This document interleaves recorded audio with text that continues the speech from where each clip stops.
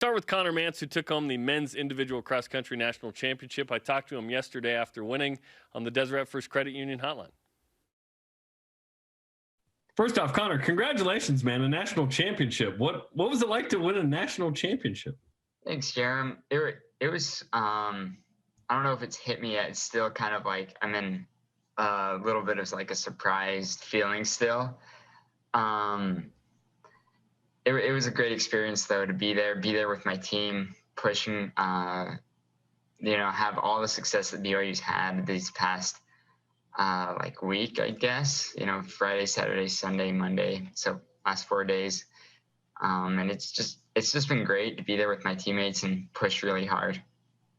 Okay, when did you know you'd win the race?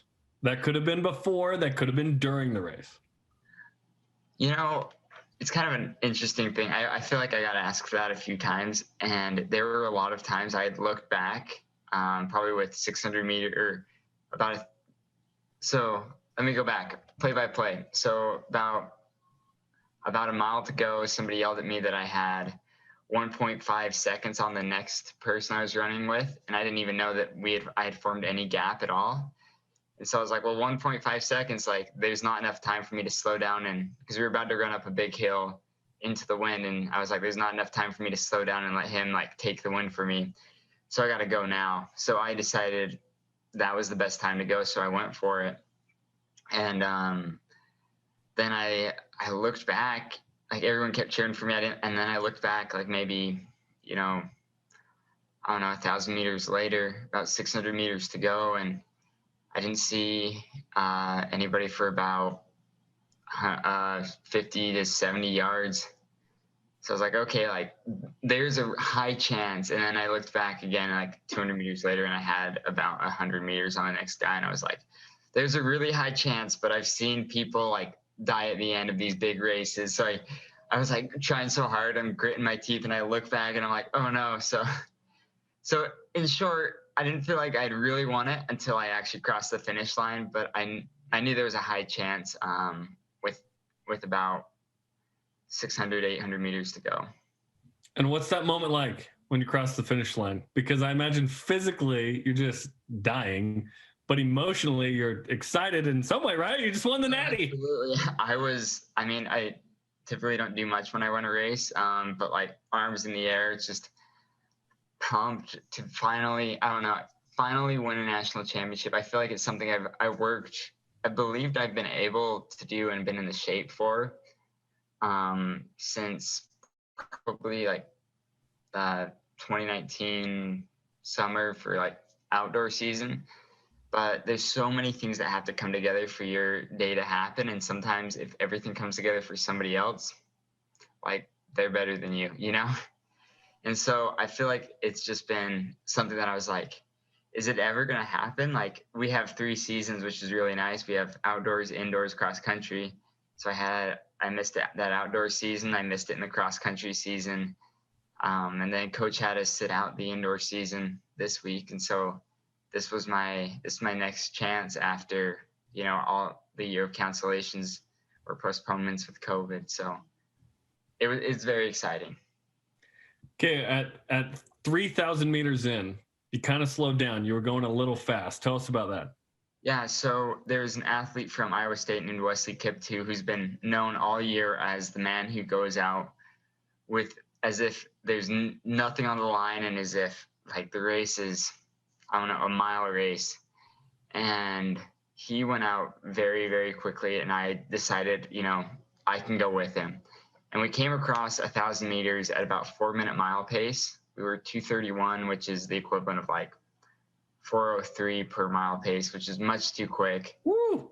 And then I stayed with him, and we'd slowed down a little bit. But then at 3K, we start hitting these big old hills.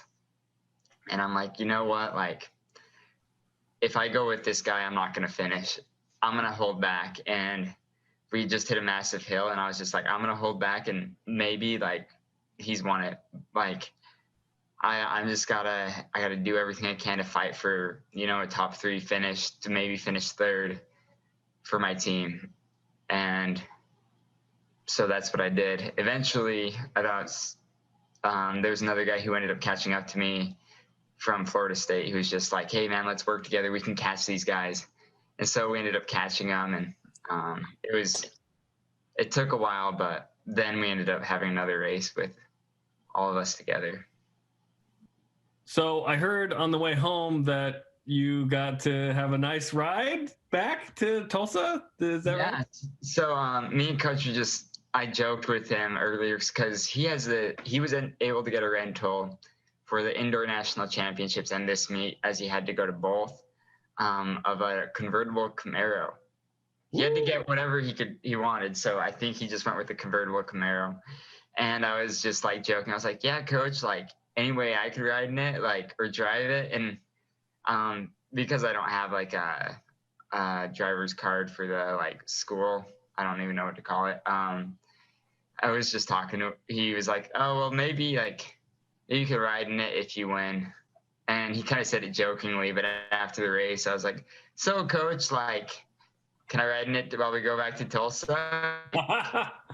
There's the person driving, like, and then there's, one other spot right there, like.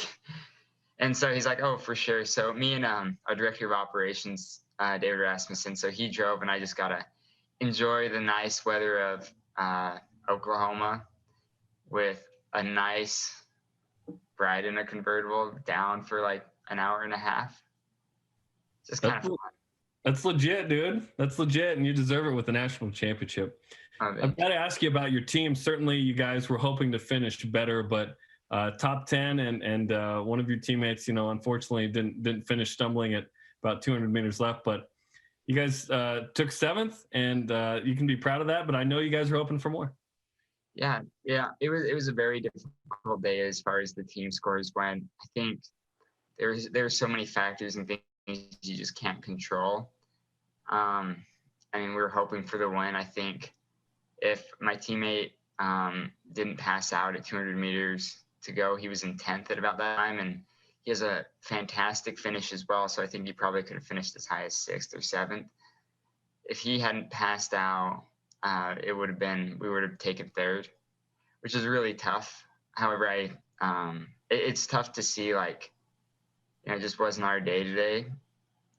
But it is also, like, we've come a long way this season, and it's a very new team.